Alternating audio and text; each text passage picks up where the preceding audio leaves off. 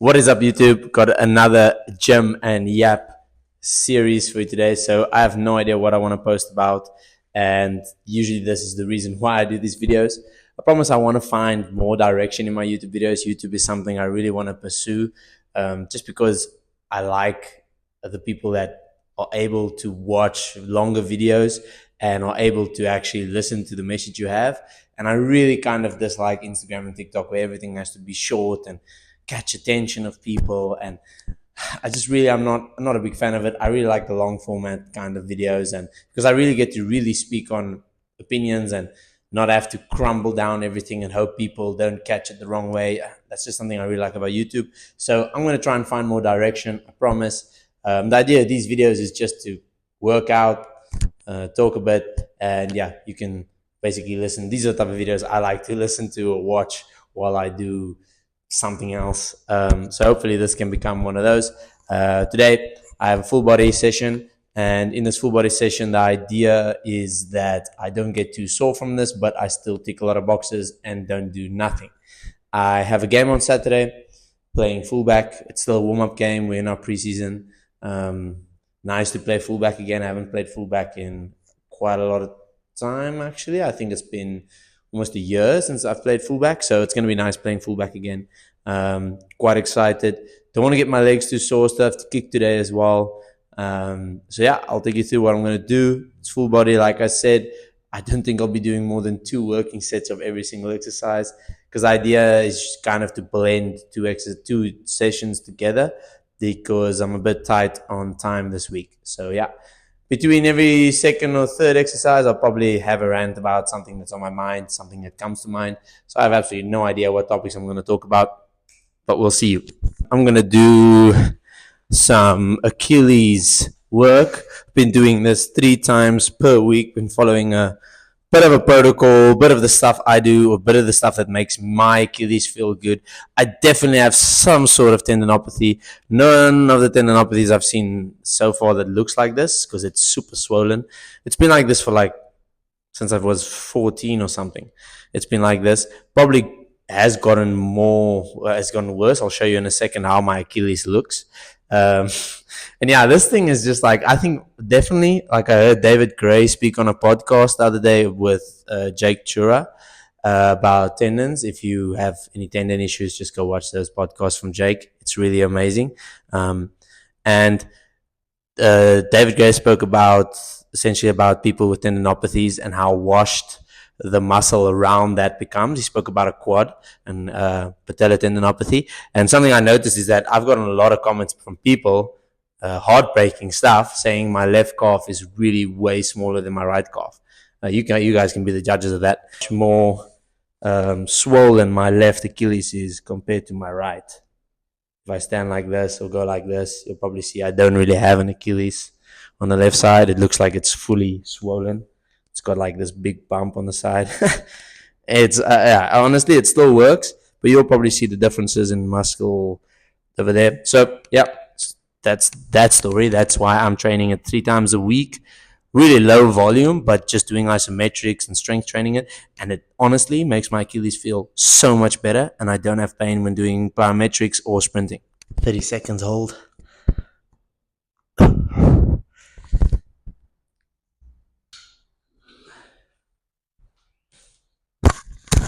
Finally, 2 up, 1 down on the calf raises. Let's go. These usually make my Achilles feel the best.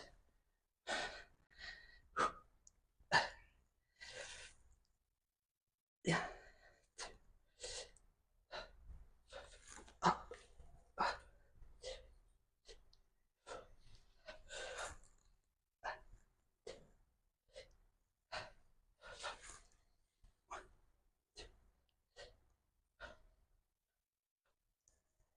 Gonna do some depth drops.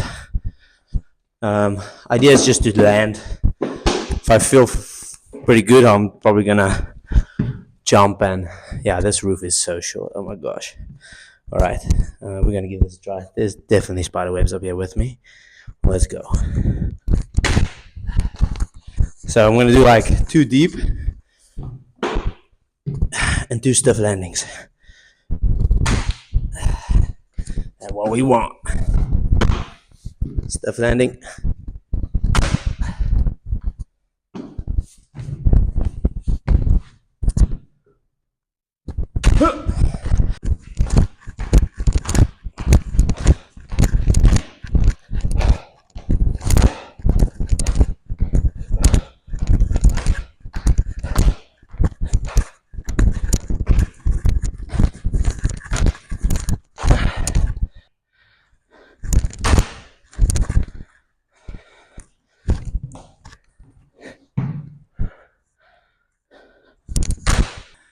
All right. So something that really I think this industry or strength and conditioning can do without is praising over analytical coaches.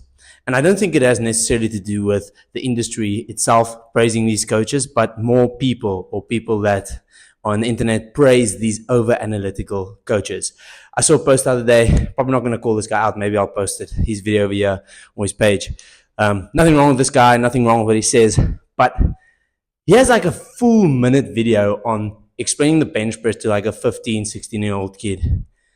And honestly, the way he explains it makes it sound so much more than what it is, which is literally taking a bar off a rack, pressing it in a horizontal fashion up and down. That's literally what a barbell bench press is. Not much that can go wrong, especially if you're benching the weight that that 15-year-old kid or most 15-year-old kids will be benching. You do not need to be that over analytical. When I saw this video, honestly, I got like, I was like, what the hell is this video? Went to the comments and it was just people praising this coach. Like, honestly, just praises. And I think to myself, like, I've seen various videos of this. There's this guy who does like a speed thing as well, helps professional athletes get faster by improving their form in like change of direction. And that's already like a red flag for you. Like, this guy like literally takes videos of people, and like I've seen a video where this guy basically tells a player for like 3 minutes straight how to plant his foot into the ground. As if this professional player is a professional rugby player, I think, as if he doesn't know how to plant his foot into the ground, like he's been doing for the past, I don't know, 15 years of his career, being pretty good at it as well because he's a professional. This guy now knows how to plant his foot because, you know, he's very good. He's super analytical. And again, went to the comments and these people get praised. I'm like, I saw the one video, one comment. It was like, yeah, these type of coaches with like flames and like that emoji. And I think to myself, no, not these types of coaches. These types of coaches suck. Like, honestly, all I hear when I hear these coaches go off is like, yeah, I want to sound as smart as possible. Maybe that's not really what they're trying to do, but it's hard for me to think why you want to overcomplicate simple things like that. Most of the time, like everything should be around simplicity. I mean, why would you want to try and make exercise or training feel or make your athlete feel or think that it's that complicated? Because it's not. If anything, all these coaches create is athletes that are over analytical, and over analytical athletes suck sometimes. Yeah. That's my first rant. All right, back to training. Got posterior chain. Basically going to do these RDLs. It's drop catch RDLs. I tend to go much lighter on them because in the week I already have something quite heavy from the floor, which is my cleans. So this one is super light, going for speed, fast eccentric, and then basically I have really low rep Nordics that I will be doing as well, but they're not so intense. So yeah, keep you posted.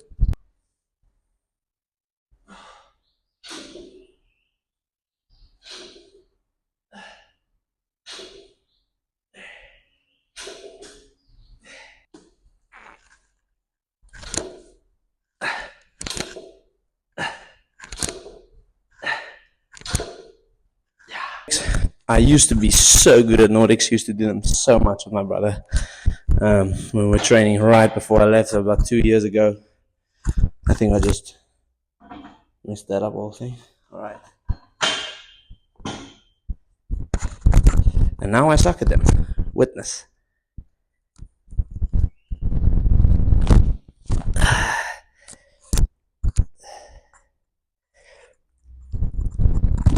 Ouchie. I do not like that. My hamstrings feel like shit. Hope they're not too tired to be able to kick today.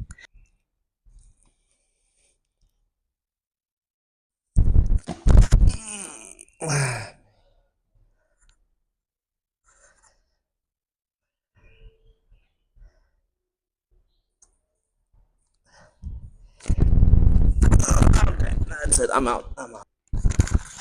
Got pull-ups, chin-ups, and barbell bench press, narrow grip bench press, and I got shoulder raises. Gonna put 10 kilograms on the chin-ups.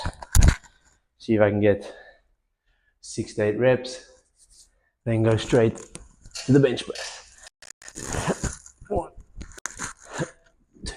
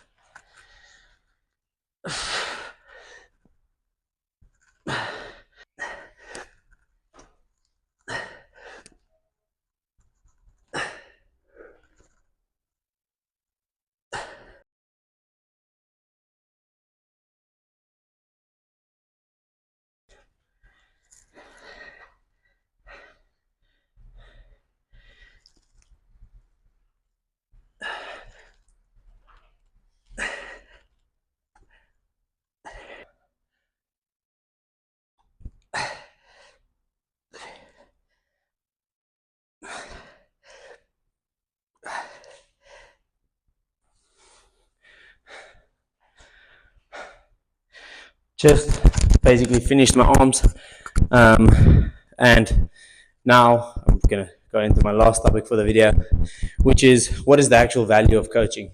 I think this is quite an interesting one because Instagram, previously I mentioned Instagram and TikTok being all of this like grab your attention fast type of thing. A lot of the exercise videos, it's all about like top exercises for. When I click on my YouTube studio obviously like busts my gears and says like, yeah, you need to work on your thumbnails, you need to work on your captions, whatever. At this point, I really don't care about those things so much. I just really care about being consistent more. And honestly, like that is what's the problem with when it comes to like coaching an online space. People think that I could easily just save workouts on Instagram or save exercises on Instagram and implement them, and I will have a good program.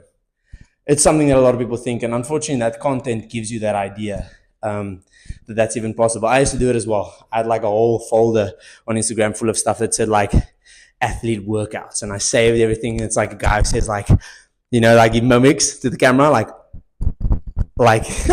fast top 5 exercises to get you fast, and he does like tiny exercises and like foot taps, like the shittiest exercises ever. Sometimes they're good exercises, but that's not the point. The point is that doesn't help you. That doesn't help you do better. And a good example is I had a client, I trained him online for so long, and he did all the right exercises. I prescribed the right exercises in my brand. I think we had a great program. The progress wasn't really there. When we started training together face to face, real progress started to happen. I'm talking months on months. We had insane amounts of progress. Sometimes the online training can work, but what that highlights is the value of good coaching when you are there. A coach telling you when to push really hard, when you can push even more than what you think you can, when not to push really hard. And, you know, a lot of times I train alone as well. I coach people. Even I hit a set of 8 and I'm supposed to hit a set of 12. At 8, it feels like shit. I stop training. If there was a coach with me, if it was in a group, I probably wouldn't have done that. That is what the real value of coaching is to me. Not magic exercises, not magic reps, not magic sets. It's the actual part of coaching and making you push yourself harder, pushing yourself harder than you thought you could, or maybe sometimes doing less than you thought you need to do. That is the real value of coaching. Stop saving workouts online. They are not helping you. If you're serious about your progress, Stop looking for best exercises for. Get a coach, let them help you. Go on a journey with a coach for longer than a month and actually see progress. That's all I got for this video. Thank you for watching.